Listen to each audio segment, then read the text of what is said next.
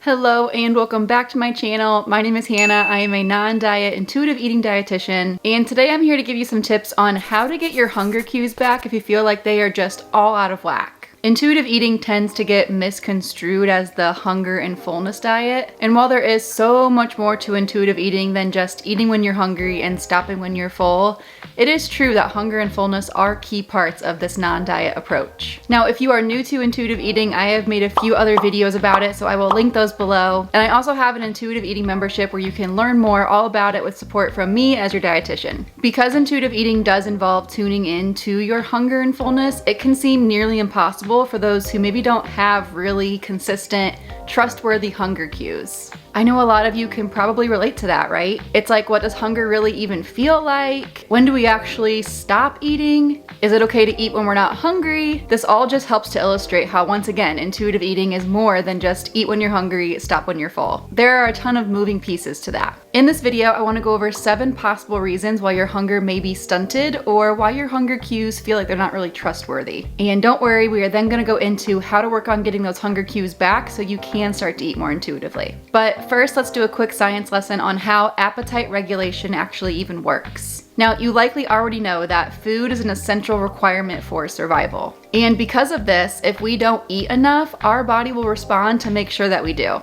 This is why when you go on a diet and you feel like your hunger levels are just going through the roof, you're constantly thinking about food or having all these cravings. This is not due to lack of willpower. This is a biological drive to protect you. The brain is always monitoring the energy needs of your body. When it recognizes that cells are in need of fuel, it will send signals to tell you what types of food and how much food to eat. In this way, our body is the OG calorie counter. Under normal circumstances, it regulates energy needs on its own. Your body will tell you when, how much, and what to eat to maintain that energy balance. MyFitnessPal could never know your body like that. So when your cells need energy, they will produce a signal that induces that feeling of hunger. This could feel like your stomach growling, an inability to focus, a little bit of brain fog. Maybe you get kind of irritable, kind of hangry. Where's the pizza? Whatever that feeling is for you, that is your body's way of telling you it's time to eat something. These cells primarily get their energy from carbohydrates, which is why I highly recommend eating them at every meal. But of course, proteins and fats also do play into that equation. I want to point out here that it's not going to be helpful to second guess your biology. Maybe you feel a hunger cue coming on, but you're like, I just ate 20 minutes ago. Why am I hungry again? That's totally normal. You may not always know the reason, but there is a reason why your body is telling you that it's time to eat something again. You may also notice that you just generally have days where you feel hungrier than others. And you may be asking yourself if you deserve to eat, and the answer is, of course you do. And you never have to earn your food. So that is generally how appetite regulation works, but you may not relate to any of that at all. That hunger cue component could be missing for you.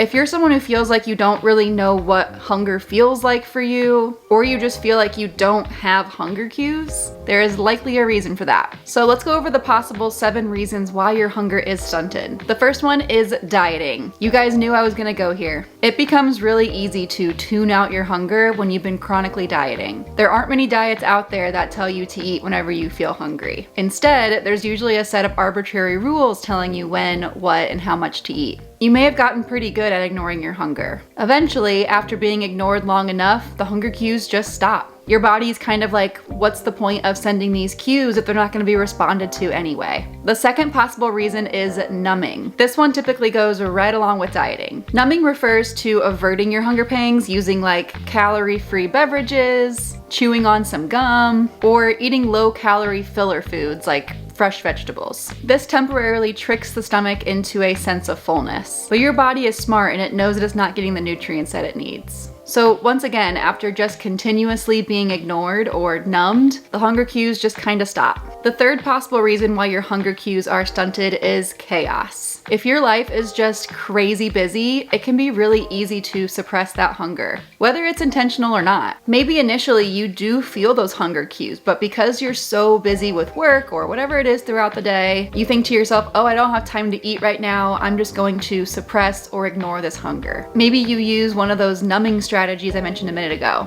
or you just completely ignore it until it is more convenient for you to eat. Once again, after being suppressed or ignored for a long time, the hunger cues just stop coming. coming. The fourth possible reason is stress. Simply put, the biological response of stress can blunt the sense of hunger. And if you are chronically stressed all the time, this can lead to your body not sending you hunger cues anymore. The fifth reason has to do with your trauma history. You need to feel safe in order to feel hungry. So if for whatever reason your body does not feel safe, it's going to focus on that rather than worrying about that energy balance and sending you hunger signals. Reason number 6 why you don't have hunger cues is because you skip meals. Once again, you are just teaching your body that it shouldn't be sending you hunger cues, and so eventually it stops. I always think of breakfast when I bring up this point because I have heard countless times from people that they will skip breakfast because they say that if they eat breakfast, they feel hungrier throughout the rest of the day. And that probably is true. It makes total sense. For lack of better words, when you eat breakfast, you are sort of waking your body up and getting it ready for a day of eating. And that's a good thing. Your body is gonna operate so much better when it's getting consistent energy in.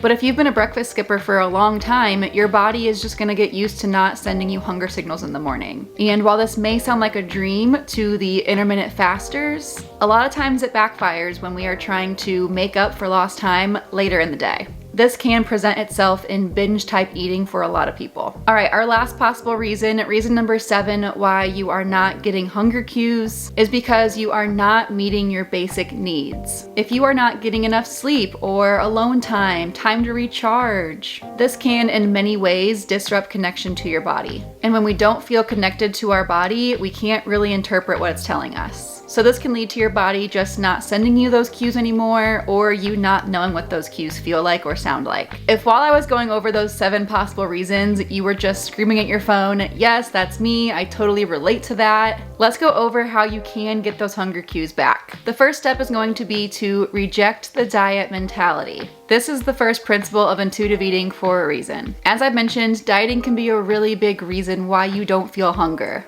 Even though intuitive eating is so much more than hunger and fullness, not being able to hear that hunger and honor that hunger can make intuitive eating feel really tough. This is why making peace with food and discovering the satisfaction factor are also important principles. These will all help you to better navigate hunger and fullness. It's also going to be very important to eat consistently. Even if you don't feel physical hunger, your body likely needs energy every 3 to 5 hours or so. Try to avoid skipping meals. Eat whatever sounds even just a little bit appetizing. I know it can be tough to make yourself eat when you don't have very strong hunger cues going on. Gentle nutrition and making the healthiest choices may not be the focus right now, and that's okay. We can focus on this gentle nutrition and building balanced plates and all of that once we have these trustworthy hunger cues back. And my last tip for getting those hunger cues back is to rely a little bit more on that practical hunger. If your body is not sending you signals, but your brain knows that you gotta eat something, it might help to incorporate practical hunger. This involves eating when you may or may not have strong hunger cues. Because once again, even if your body's not telling you you're hungry, we still gotta eat. The intent here is that over time, it will signal to your body that you are no longer restricting, and the hunger cue messengers can trust you again. It's kind of like if you have been ignoring your friend's texts for a long time, she's probably gonna stop texting you. But once you start texting her back instead of ignoring her, she will likely keep texting you now that she knows you won't just be ignoring her the whole time. So there you have it, folks. Those are all the possible reasons why your body may not be telling you that it's hungry, and also some tips to help you get those hunger cues back. If you want to learn more about hunger and fullness cues, I have a whole mini course dedicated to the subject. I will leave a link below if you want to learn more. Thank you so much for watching this video. Don't forget to like it if you learned something. And also, of course, be sure to subscribe so you always know when I'm posting a new video about intuitive eating. Thank you so much for watching, and I will see you next time.